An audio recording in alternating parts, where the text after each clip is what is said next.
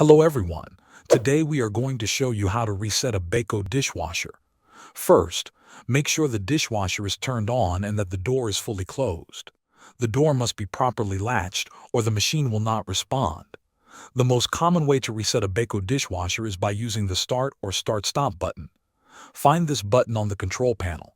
Press and hold the Start button for about 3 to 5 seconds. This action cancels the current program. You may hear the dishwasher draining water, which means the reset is working and the cycle is ending.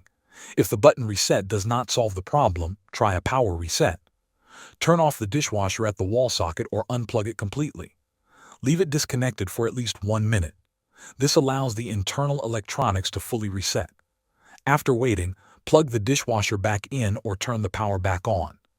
After resetting, choose a short cycle and start the dishwasher to check if it is working correctly. Listen for normal sounds and watch for any error messages. If the dishwasher still does not work after these steps, check the user manual for your specific Beko model. Thanks for watching.